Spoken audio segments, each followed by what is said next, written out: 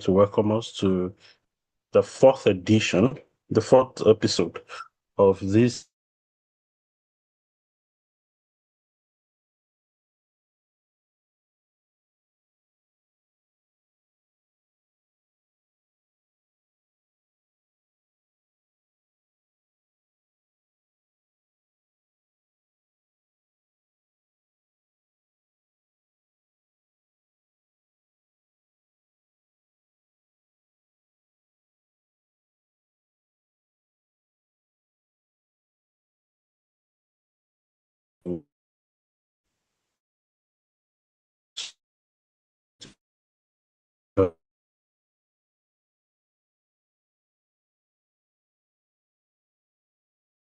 Oh, sorry. Thank you. Yeah, sorry for the internet glitch. Yeah, so while you have gone through all the necessary preparations and thought processes involved in your research, you have understood the role research plays in society, and then you have also had an understanding of the different career opportunities that are available in research. And of course, you have been introduced to critical thinking. The next thing is to start planning your research journey. And that is what we'll be discussing today. As is our custom, we already have our speaker, and then we also have here our own grand mentor, and that is Professor Professor Akoni Akinyemi, the Deputy Vice Chancellor, Research, Innovation and Development. I think it is also fitting for him to say a few words to us as we prepare to listen to our speaker for today. Prof. Sir, good morning, sir. Good morning, sir. How are you, sir? Well, sir, thank you, sir. Yes, sir. So please, sir, a few words from you, sir, before we start, sir. Oh, okay. Good morning, all. As usual, let me welcome us all to this very important, we call it Friday early morning research workshop coffee. It's always good to start your day with a nice coffee so that then you're alert and you're also able to process things ahead. As a coordinator has said, Dr. Dimeji Ogunye, it's again nice to welcome us all. And as we journey this year in the journey of research, it's so important so that we are able to put everything into perspective. We are not just going to the skills, we are starting first with some of those things that may ginger us, also that may also set us on the right path on why we are doing this. I've always argued that anybody with a university degree that said, I don't have a job, I mean, if you assess that person very well, that person does not really understand what it means to come to a university. Because university is not just about coming for the curriculum, it's also for you to gain, some skills on the journey of having a university degree. And the critical part of that skill that we gain is our research skills. So this is the fourth in series now for this year, I think. And we are happy to have an erudite scholar in person of Professor Opeyemi Ekundayo. Professor Opeyemi Ekundayo was trained originally as a psychologist. She's a professor of psychology. And currently, she's the director of the University Center for Gender Studies and Policy. Professor Opeyemi Ekundayo will not be talking to us today as a psychologist. She won't be talking to us today as a gender specialist. She will be talking to us today as somebody also who have benefited, a lot from these research skills. And I know she'll be sharing with us her perspective. I've been privileged to listen to her over and over again on many platforms. And I can tell you, as I used to say, I'm not here to pick so many points. I just love to come for the coffee table and pick 2 points that I'm likely to continue to use to shape my own journey in this area.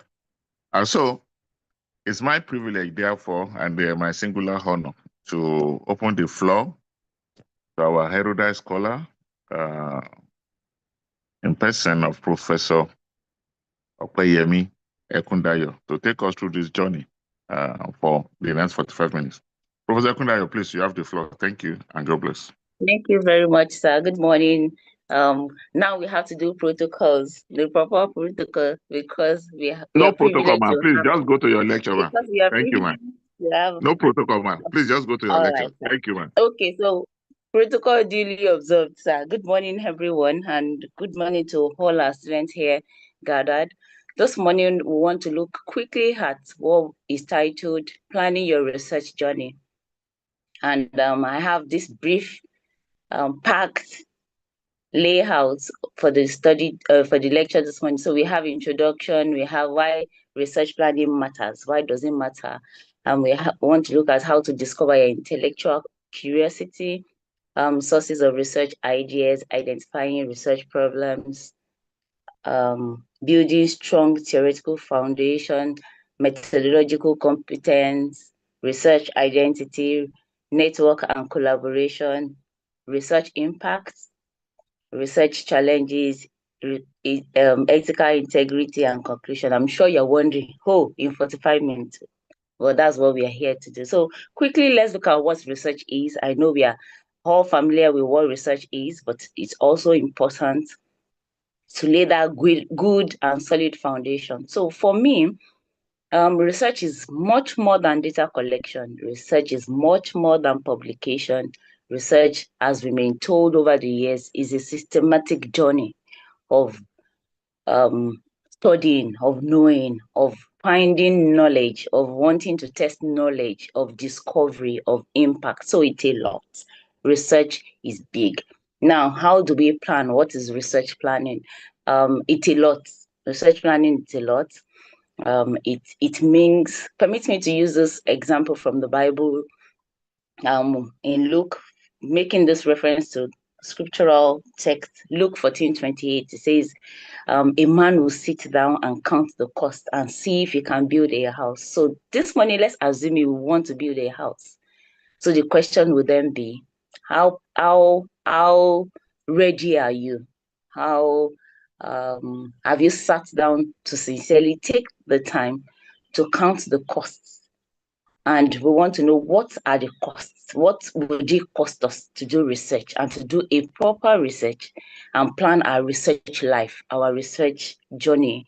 Research is not static, it's not a one-off. It's a journey, it's a life. It's especially if you're going to be a scholar, something you will do for a long time. And even when you're retired, you still keep researching because it's a skill you've developed and you will keep using. So, so what then and why then is research planning important? We have here, who does research planning? When do you do research planning? What do you plan on? Where do you plan? Why do you need to plan? And how do you plan? So let's start with why planning. Of course, who does research planning is everyone who is interested in research. But why it is important is why we are here today. Why is it important to plan our research? Why do you think you can't just dabble or stumble on research? Why do you need to sit down, like you're advised from that scriptural text, that we need to sit down and plan? And we'll all agree that a planned life is a better life. A planned life is a good life. A planned life is a prosperous life. If you want to be prosperous, if you want to be successful, you have to sit down and invest in your planning phase. So why do we need to plan research? After all, it's just research. It's just knowing what to do, going to the field, gather the data, do the analysis, and then publish. Why do you think, or why is it important to plan our research? One of the reasons why it is important to plan our research is to help us have a long-time scholarly goals. If you don't know, if you are not planning for long term, then you will just be stumbling on things. We will just be doing, so today you are in contraceptive use, tomorrow you're in abortion, next tomorrow you're in migration, 2 years time you find yourself in trafficking, human trafficking. Then somebody comes again and say, oh, HIV is reigning. Oh, there's money. Oh, so then you find yourself again in HIV AIDS research. Then again, you think, oh, it's malaria. Oh, okay. So you go again into malaria. And then again, so you are there and there and there and there. Or today you favor, it's just important because eventually you want to be known for something. You want to be, you want to identify with a particular research area. So it's important to have, to sit down and plan because you want to have some long-term goals. You want to be cited in a particular area. Also, it helps us to ensure that there is coherence in our research teams. You can cite today, you can cite yourself, because your area of research would come together. You would eventually be a professor of something, a researcher in something, a scholar of malaria or in malaria or on malaria, a researcher in linguistics. Oh, okay. So you want to have a linguist, the linguist in this particular area in Nigeria, then go to Dr. Ogoye. So there must be something you're known for. And that's why it's good to start planning now. Also, when you plan well, when you sit down to plan well, it helps your research impact.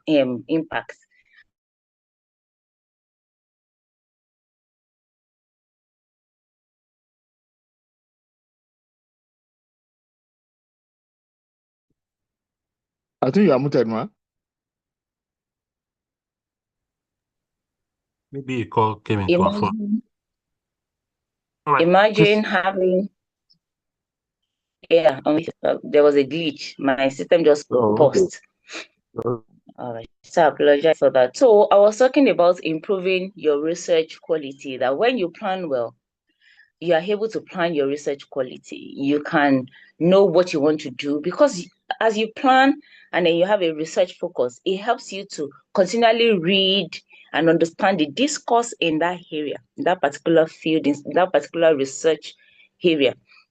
And eventually it would impact on your quality because you would be knowledgeable in that particular area. So it's important to plan.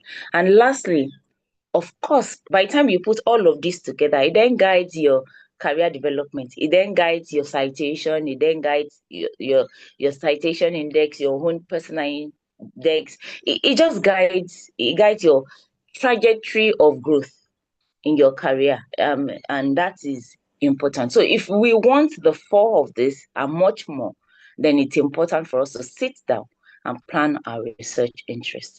Now, how do we start planning? Yeah, we want to plan, we want to do this, how do we start to plan? What's the first thing that is important in our planning? And I call that critical thinking. I call that ability to sit down and start to find where your research curiosity lies. Where do you want to, what sense do you want to make of the world around you?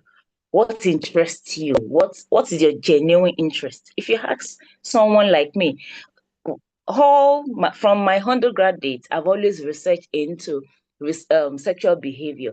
Somehow, somewhere, something just interests me in knowing people's sexual behavior. There's that interest in wanting to understand why people do what they do. Why do we have people who go into sexual activities very early and you have people who delay? Yes, why? As a psychologist, I was just curious. It was just an interest. I think, not to bore you with lots of stories, but I think as I was in my room as an undergraduate, of course, you have girls coming, boys coming, and I started to see how people relate about their sexual experiences as they come into the room. And I was curious. It was just curiosity. I just wanted to know. And as I started that from my long essay, that's my thesis for undergraduate, it projected into my master's, into my PhD, and I'm still on human sexuality. So what interests you the most around you? What do you see? What genuinely interests you? What concerns you? What touches you? What gives you punch? What pushes you? What drives you? What brings about passion and zeal in you to want to know more on? It could be an environment. Why do people dirty? Why are people dirty? Why is it that we have attitude towards being dirty sometimes in some spaces, and when we find ourselves in other spaces, we just find ourselves being clean. You just have to be clean. That could be your curiosity. That could be your hunch. It could be your what you see, or a problem that you see around you that you feel you need to solve. So those are things those are ways that we can start to find our own research ideas or research curiosity. Where do you see problems? Where lies your passion? So it's important to note this. Also, we want to look at the sources of ideas. Where can you get ideas? Yes, we know that you can see from what I've shared from my own room when I was an undergraduate, there were ideas that came from the experiences and the behavior of my roommates. I just was curious. That's a good way. That's personal observation of your environment or your own personal lived experiences. You just want to understand, as an undergraduate or as a postgraduate student, or when you were, or you see your adolescent younger ones and you wonder, you see something in them, maybe internet usage, why are they addicted to their phones? Those questions are things that you see around you that stimulate your research ideas that eventually would move into how to start planning. Also, we have social policies and challenges. What are social and policy challenges that you see around? Maybe you were privileged to listen to some policies being read on the internet or on your television. You listen to news and then you heard about this particular policy, that particular policy, or you heard about the sustainable development goals, and you feel, my heart, my passion, my zeal aligns with it, and you start to see problems in such goals. So it matters. Those are sources of how we get ideas. Another one is you go for this kind of discussion and then you hear somebody talk about pollution or war, something around academic debates, and then probably you're reading and then you read some things and you found a gap, of course, in what you're reading. That's literature gap. It's also a good place where you can get your research ideas. And lastly is our community, our environment. What is a particular need on OAU campus that you see again and again and again? Oh, you see that students are always running around, and you feel, okay, I can start renting. Let's ask around if we do research on maybe bicycle usage, something like that. A problem in your community that you can solve and that you want to research into, it's also a good place to start. Now, with all of these problems, how do we then start to identify? Because problems can be very broad, and then it can be very big, it can be beyond you. How do you then start to bring those big problems into researchable ideas or researchable questions that you can then bring about research to solve? One good way is to, having identified those things that you love, those things you're curious about, is to start asking questions why. I remember I went for a training at one point and we were asked to ask why. Now, by the time you get to the second, third whys, you'll be able to identify a particular problem that interests you. So, for instance, we talk about pollution earlier. I talked about pollution earlier. So, there's pollution on OAU campus, or you just discover that people drop their bottles everywhere. And then you want to start asking questions. Why are we like this? So, your why might be different from my why, because what we will see, for instance, I am a psychologist. You are somebody from HDM, maybe urban and regional planning person. The way you would ask your why will be differ from how I will ask my why. My why could be, why, could go into attitude. Why is it that we have this kind of attitude? Yours might be, about planning of the environment itself. Maybe if the environment were planned better, maybe if there were dump kills and better dustbins around, you will see that. I will see attitudinal problems. I could see attitudinal problems with the individuals not the environment. So when we start to ask questions why, it helps us to plan better. It helps us to identify our research clearly and from our area of discipline. So it's important to ask why. Why this? And then also, as we ask our why, it helps us to focus on relevant societal issues, and we identify gaps, and eventually we are able to contribute to new knowledge. Also, is to build theoretical foundation. In your planning, if you don't have a very strong theoretical foundation, it could hinder some of your planning. It could affect your research eventually. So in planning, we also need to build a very strong theoretical foundation. We also need to, because theories helps us to understand things around us. There are theories that are gone ahead of us that have been postulated and they are tested over years. Those theories should help us explain things around us.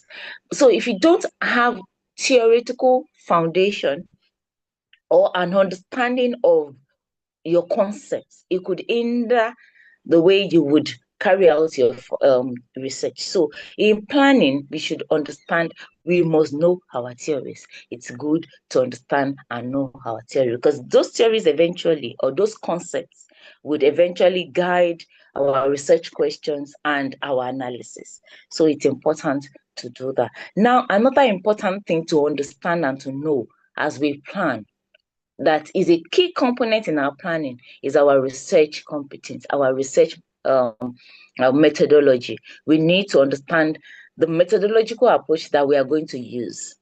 There are lots of research designs that you will want, and I'm sure as we go on here, we would understand them more.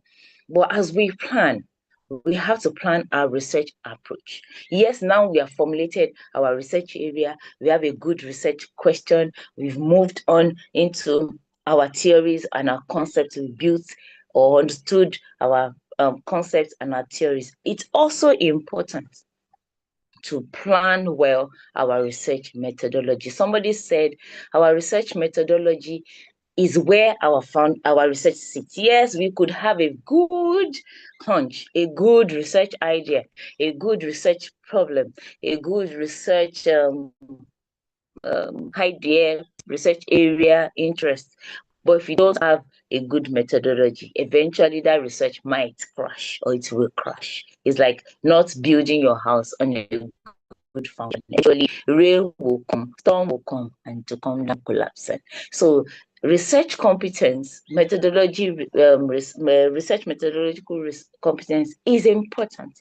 What research method are you interested in using? So we have to select a good research design, and I'm sure we'll be taught that as we go on. We are used to understand, or I'm assuming we know qualitative, quantitative, and mixed method. But it's important to understand it. It's not just knowing, because as you draw from your research ideas in your environment, you would be bringing it into your method. It will affect or impact on the type of methods that you would use. So it's important to understand your methodology. Which method do you want to use? Is your hunch or your curiosity or your idea going to be hinged on qualitative method? Would you favor quantitative method, or would you favor both? That is mixed method, bringing both together. What would your research? So your planning is like sitting down to see all of your research at a go. Not necessarily going in depth, but understanding, when I get to the market as a person that wants to go and cook, I'm first going to buy meat, because from my meat we then go into my ogbono soup. For instance, I want to cook ogbono. Is planning. You start that, or you want to you're planning a party. You have to sit down and do your budget. You have to plan. It's the same thing in research. You can't just tumble into research, go into it, and then assume that you would know all to know. It won't eventually speak well. You wouldn't be doing so much. So it's important to sit down to do all of those planning. Buy your bono, buy your meat, buy your pepper, buy your okra or your vegetable, buy your condiments, your fish, and then know that by the time you enter into the kitchen, you're first going to put your pots. After your pots, you're going to put your I don't know now. You're going to put your palm oil and then start the process. There's a planning. You already have that planning in your head, and it's clear.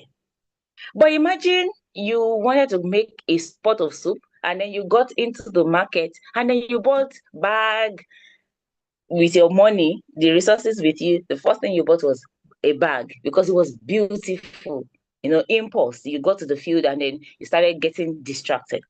So you got to the market and then you saw this beautiful bag and then you got it first. And then you were supposed to make a pot of soup for some guests.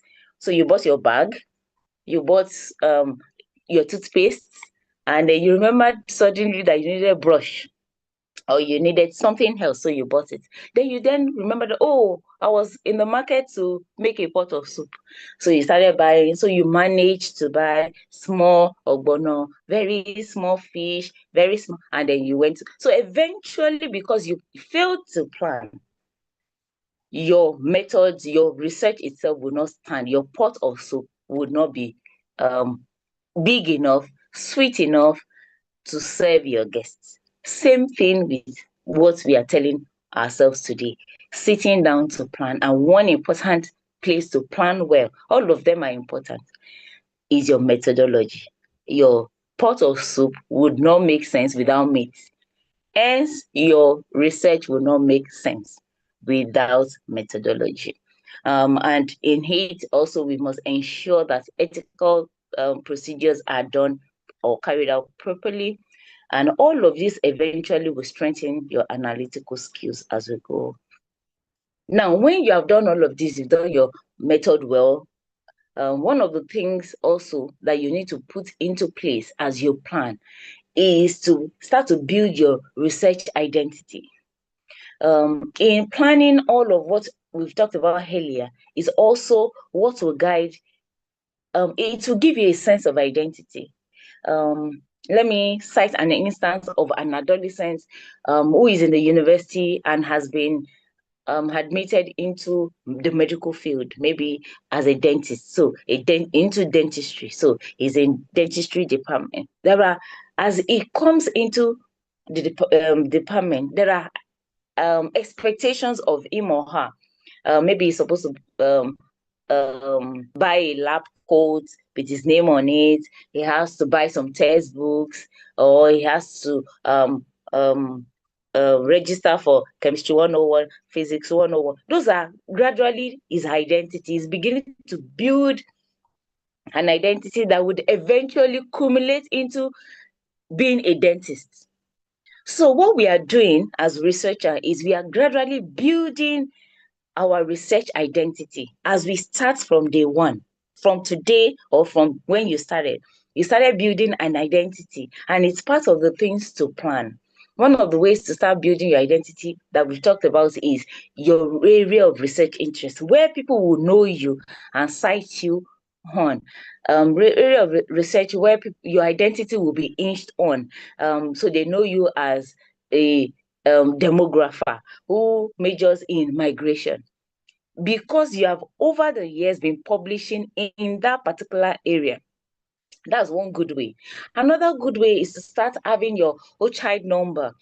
Start forming your identity of where you want to publish. You want to be published in high impact journals. You then start to have a list of the type of journals you can publish in. That's gradually building your own area, building your own identity. Where do you want to be known? Where do you want to be cited? Who are the type of persons, who are your audience? You are gradually building your own research identity. So it's important to focus here and sit. Who do I want to be known as? What are my long-term goals? Where do I want to be cited? What do I want to be known for? Do I want to be known for just publishing anywhere? Do I want to be known for publishing in high-impact journals? Do I want to be known for a particular area of interest? So when they talk about abortion in Nigeria or abortion in West Africa or abortion in Africa generally, they say, oh, go to Mr. or Doctor or Professor, blah, blah, blah. He is the expert, and without a citation in a particular, for instance, you are writing now, without his citation in your own publication or manuscript, that paper is taken as weak because he has over the years built an identity that is known to go around that core interest. So it's important to start to build your identity as we plan. Another thing that we need to start planning now that helps our research is who will be my network? Who are those that I would come together to work with? Who are those that I will collaborate with? Please note that it's important to have a strong network. Yorubas will say "Igi kan dagbo se," meaning that it takes a lot of trees to make a forest. Now, do you want to have impact? You want to be a scholar, a renowned scholar, a scholar of high repute. Then start to find mentors or peer mentors. I always emphasize this. You might not have, your mentor might not be from above sometimes. Your mentors, you can have peer mentors. But you can't walk this path alone. It's going to be tiring. It's going to be stressful. It's going to drain you of your energy. You need a very strong research network. It could be your friend. You might not like his or her face. You might not be friendly, but you work together. Of course, it would be better to be friendly with each other, but not necessarily, because you're not going there as friends. You're going there as people who need to work together for some goals. You're looking at your long-term goal, and you know that to get there quickly, easily, and with less or minimal stress, you need others. So we come together as collaborators, as mentors and mentee in a relationship to work together. And eventually what we are after is building good research interest, we want to make impact, we want to build policies, we want to drive the theory of our society. Then it's important to come together. Now, when talking about coming together in research, people ask, must I have friends in my department? Friends when it comes to research? Not necessarily. In fact, it's better sometimes to have people from multi-disciplines. So you come together and focus on having an interdisciplinary research, which would sell more, gives you more grant opportunities, because it means that, remember when I was citing the example of environment, and I talked about, I might want to look at the attitude of people in my environment. Why do we dirty our environment? So I would be focusing on my environment, and the attitude of people in that environment. But if you have somebody from another discipline, he would be interested not necessarily on the attitude, but maybe about the planning of the environment. So it's important to note that it helps you to have a more what do I say? A better research output. It's more grounded, it's broader, it speaks to multiple issues around. So it's important to do that. So we need to engage mentors, we need to engage colleagues, friends, enemies, if you have enemies, to sometimes bring about a good network that would make us work. Now I said enemies in your head, because sometimes you need people who critique what you're doing too. So it's important to form such. And one good way to find collaborators is in your department, in your university, in your faculty, and sometimes when you go for conferences and workshops. On this kind of platform, you can start building networks. You can have people who would then say, oh, you work, let people know what you do. So, oh, so you work in that area. Oh, this is where I work. do it together, and then gradually you form a group that can win grants, that can go to conferences together, that can attend workshops together. So it's important to go for conferences and attend conversations like this, workshops, trainings, seminars. Don't say, oh, I don't have money. I remember, permit me, Professor came to share your story. He once told us a story that in the first few years of his career, he had to take a loan to attend conferences, to attend workshops and seminars. And now you can see that eventually it has paid off. So it's important to go to places where you'll be heard. You can't stay in your space, in your room, and then assume people will find you. Oh, they will look for me. Go to places where you should be found, and then start to build teams. Now, when having planned for team, we also need to start planning for our research impact. What impacts do you want to make as a person? What research impact do you want to make? And I asked, what impact do you want from your own research? What impact do you want to make? Publications are important, but they are not the final goals. It's important to have publication. It's important to have people read you all over the world, but that's not the final goal. The final goal sometimes should go beyond that. You want to start to think about building policies. Your research should start to influence practices around. You want your research to influence more than reading from book. Citations when people want to talk about policies and solving societal problems. You want to transform life, you want to promote life and social transformation.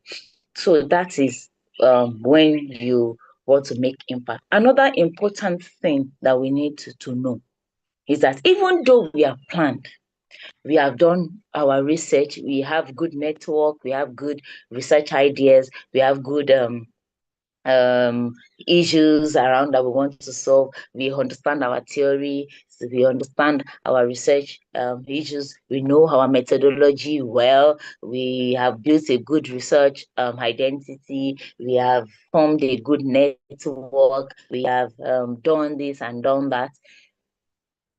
We should also prepare that our research would have challenges.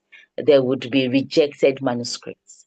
As much as you're a professor, we still receive rejected manuscripts. We are still rejected once in a while. So prepare also. Hello, ma. The slide. Yes. We are not seeing the slides again. Thank you, ma. Oh, okay. I'm not the one sharing the slide.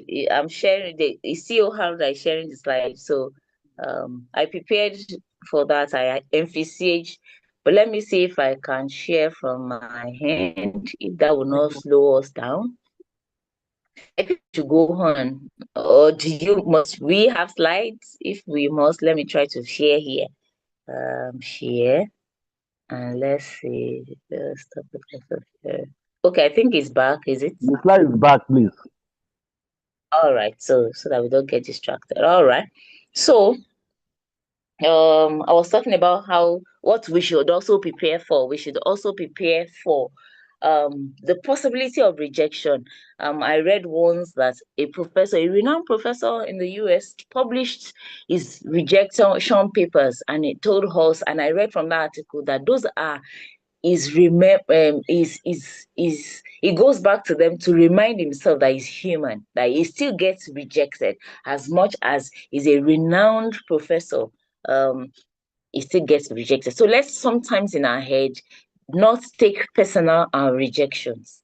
Rejections will come regardless of how many persons come together sometimes to write. So you have professors from clinical sciences, you have professors, your professor that you love and respect so much is joining forces with you to write this paper.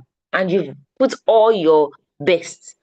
The paper could be rejected. So don't take it personal. Feel, oh, the end has come, now I should go and kill myself. Oh, they don't like me. Maybe I'm the ill luck that is affecting this professor now. No, it isn't out of place to get rejected. So we should also prepare that, not to look forward to. It's not like you're looking forward to being rejected, but we should know and prepare in our hearts that will be rejected.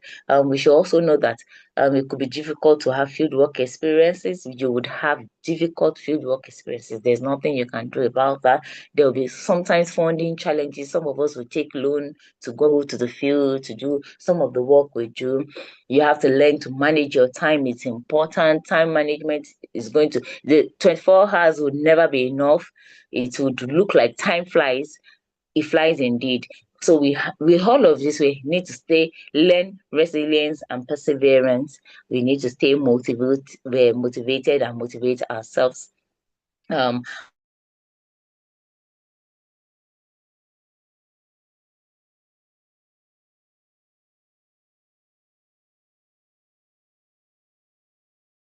Individual, you will cut corners, you will not lie about your data gathering, you would make sure that you involve there will be informed consent, you would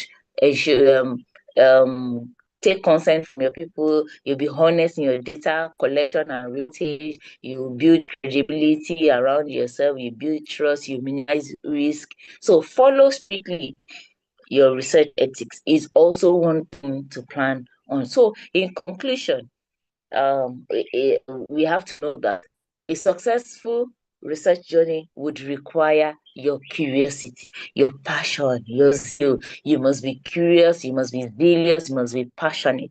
If your passion goes down, your energy will go down. So wherever your passion goes is where you will go. Just like when you swim, wherever your feet points is where you're going. So if you point down, you're going down. Allow your zeal, your passion to always be up. Stay motivated. No one will motivate you. You are the one that will motivate yourself. So stay around people that will keep your motivation and your curiosity up. So stay curious, stay motivated, stay passionate. It will require rigor. It's not going to be easy. It's going to be rigorous, but stay at your rigor. Know that eventually the rigor will pay off. Learn to collaborate. You can't do it alone. Stand on people's shoulders. You don't accept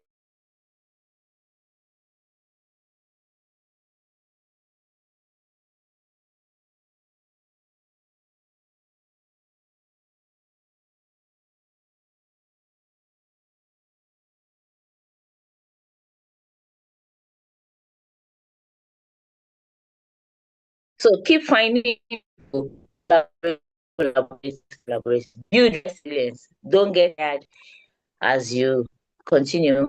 Make sure you are resilient, build your integrity in matters, and stay committed to making a societal impact. On this note, I appreciate you for the invite, and I hope I've been able to convince you and not confuse you. It is important to plan your research ahead. Thank you much, and over to you as you are for questions.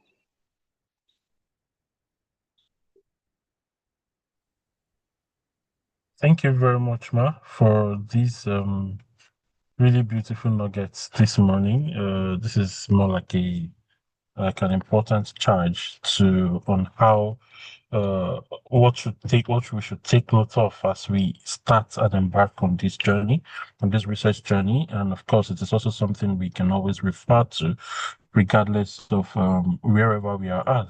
If they are important information that helps us at every point, like coming back to the drawing board to ask these important questions at every point of our research. So thank you very much, Ma. And then this is the time to ask questions. If you have any question, please use the raise hand icon, and then you would be invited to ask. Oh, okay. Professor Odu is here. So please, sir. So in case you do not know, Professor Babajide Odu is the Director, University Research Office. He is the main coordinator of this training series, and it's great to have you here, sir. So, Prof, sir. Thank you for the presentation, Professor Ekundayo. I just want to ask that what are the few reasons why your um, your manuscript can be rejected? Maybe you need to tell some of our, you know, participants, those who are listening. So maybe you can give us some of the reasons why um, you can have manuscripts rejected by a journal outlet. Thank you, ma'am. Thank you very much, sir. Excellent question. The first thing that comes to my mind is the scope. So for instance, I want to publish Nature, and I've written these beautiful manuscripts on adolescent reproductive health, and I want to publish in Nature. And I've followed their style, I've written the way they write, but is not in their scope. Of course, the first thing that the chief editor or the managing editor or the desk reviewer would do is to reject. So that could be a reason. Another reason why we get rejected sometimes is when we do not write in the style of a journal. So for every journal, there's a writing style, meaning that their tenses, some journal would prefer a very strong, formal, and academic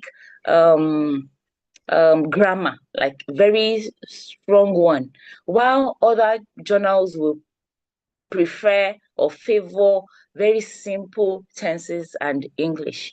So it depends on the writing style of the journal. So it's important to note the writing style. Sometimes also, it could be that some journals will favor a particular method than the other, meaning research method, I mean. So it's also important to note the type of method that a journal that you want to publish in favors. So I think generally one way is to sit down with the submission requirements of a particular journal that you want to publish in, or an identified journal, and then learn them before you send manuscripts to them. Some also would favor your journal or your manuscripts if you cite some persons who have published with them. So there are manuscripts kind of politics. No, I don't mean politics in the evil way of politics. I mean nuggets, like wisdom of how you can get published. So sometimes you note all of this and eventually you still get rejected, probably because they have too many submissions and they want to publish just 12, and they got about 500 manuscripts. And sometimes it differs across rejection. I've had rejection that didn't explain why. I've had rejection that said it was beautiful, excellent, so they psyched me and they made me see why it was very beautiful, it was good, and eventually it was rejected for number of manuscripts gotten. I've had rejection that says that the method that I used, they didn't even want they favor another. So rejection comes for different reasons, but rejection comes, and sometimes rejection just comes and there are no explanations. Thank you, sir. Thank you very much, Ma, for that. So let me check the chat if there are questions here. Okay, before I invite Professor Akonyakemi. All right, Professor Akonyakemi, sir, let's say we'd like to have your reaction and then maybe comments before we get more questions or round up, sir. Thank you so much again to appreciate Professor Opeyemi Ekundayo for this very brilliant lecture. As usual, the 2 scoops of sugar I got from this, number one, is that we need to be intentional from the onset. We need to be intentional as a researcher. We need to be intentional about what we want to focus on. We need to be intentional in getting the right skills. We need to be intentional in understanding the methodology that I want to master. We need to be intentional in building a good network to support us. We need to be intentional about the type of future that we want to build in this research endeavor. And I must sincerely thank you, for hammering that. The second thing I also got is about the research journey starts from you getting a focus even from the onset. That is, you need to be from the onset being able to get or have a dream of what you want to get, in this your research journey. If you want to be an outstanding researcher, it must start, from day one. And I think that's why it was also trying to talk about having that focus, and you will see how we build, those blocks in between your now and that type of future. She was talking about, do you want to be cited in High Impact Journal? And I must sincerely thank you, because I can also link that with my own life. I mean, the way she was talking, I was just flashing back. Because I remember in the year, particularly year 2000, a friend of mine came. I helped that guy. We just got a grant. No, 2001. We got a grant about $25,000. I led that process with Codestra. But I've never published in my life before then. So the guy came also to say he wanted to help me. And then he just brought something out secretly. That my friend then, on the same level in academics, already had 32 publications. I said, wow. So he said it will help me also so that I can publish 32 within that 1 year. I was so happy. But then I said, bring those journal out. I started crossing each of those journal outlets. I canceled the whole 32. And I told him, I said, I pray that my name will never appear in any of those journals that he brought. I said, I would rather want to retire as a professor, as somebody who never publish, than to publish in any of those outlets. That issue. I'm telling you very honestly, that is what happened. So when she was saying that, I was able to also reflect back that you can also decide from day one the type of researcher that you want to be. So, Professor Okwe Ekundayo, thank you so much. I'm also happy that I'm able to grab my own 2 cubes of sugar from what you presented. And to say that these first 4 lectures we have done is to me more about talking about these substantive issues, building our soft skills, our interest, looking ahead, the journey. Subsequently, we will go into skills-specific training. Somebody now coming, to give us some skills as we go on this journey. So, Professor Okwe Ekundayo, as usual, I love you so much, and thank for this very brilliant lecture. God bless. Thank you very much, sir. I appreciate you. Thanks for the invite, sir. Thank you very much, Ma, and thank you, sir, for your words. Yes, so there are no more questions, and so I think this is a good time to also inform everyone that these training is also available on our YouTube page, and that is OE Central Office of Research. You can just search for it on YouTube. So that is why we don't send the recordings. The recordings are already on our YouTube page. And of course, if you go through the YouTube page, you will find even all the past videos from the first series. They are there, and then you see many other very useful resources for your research and for your writing. So I want to also say that it is important that we please invite people. As you get the flyer, please share it within your own circle of influence.